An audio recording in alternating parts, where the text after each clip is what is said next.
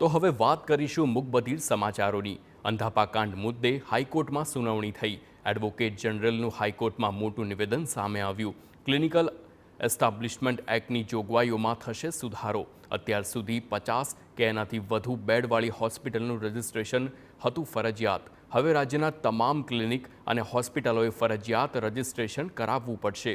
Charitable trust કે NGO તરફથી યોજાતા મેડિકલ કેમ્પનું પણ ફરજિયાત રજિસ્ટ્રેશન કરાવવા વિચારણા। અંધાપાકાંડ જેવી ઘટનાઓ ન બને તે માટે સરકાર જરૂરી સુધારાત્મક પગલાં લેશે। કોર્ટ મિત્રોએ પણ રજૂ કર્યા પોતાના સૂચનો।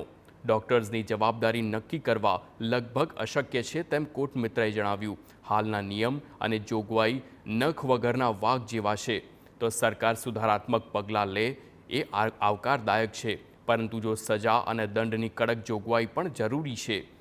કોર્ટે નોંધ્યું, ડોક્ટર્સ જો કોર્પોરેટ કલ્ચર પ્રમાણે સેલરી ઈચ્છતા હોય તો એ પ્રમાણે કામ કરે। 22 ફેબ્રુઆરીના રોજ હાથ ધરાશે વધુ સુનાવણી।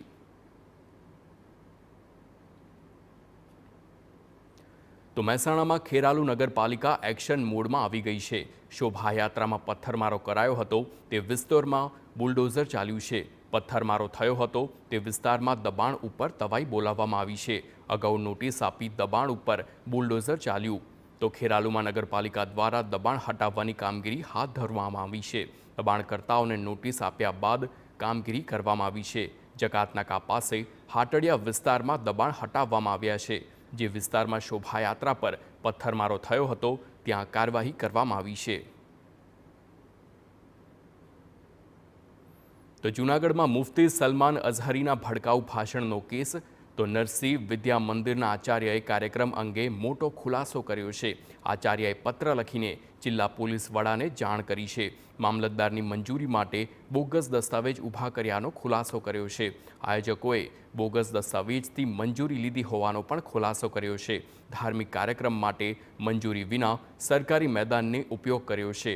બંને આયોજકોએ ગેરકાયદે પ્રવેશ કર્યો હોવાનું પણ સામે આવ્યું છે। બંને આયોજકો વિરુદ્ધ ઉમેરાઈ વધુ એક આઈપીસીની કલમ। તો મહીસાગરના બાલાસિનોરમાં નિવૃત્ત સીઆરપીએફ જવાન પર અસામાજિક તત્વોનો હુમલો સામે આવ્યો। ગત રાત્રે સોમાં બુટલેગર અને તેના સાગરીતો દ્વારા હુમલો કરવામાં આવ્યો। નિવૃત્ત જવાન બળવંતસિંહ સોલંકીને મોઢા તેમજ માથાના ભાગે ગંભીર ઈજાઓ પહોંચી। લાકડા વડે 4 શખ્સોએ કર્યો હતો હુમલો। બાલાસિનોર પોલીસ મથકે નોંધાઈ 4 શખ્સો વિરુદ્ધ ફરિયાદ। જવાનોને મારી નાખવાની ધમકી પણ આપવામાં આવી। તો રસ્તામાં બાઇક મૂકવા જેવી નજીવી બાબતે આ હુમલો કરાયો હતો તેવી વિગતો છે।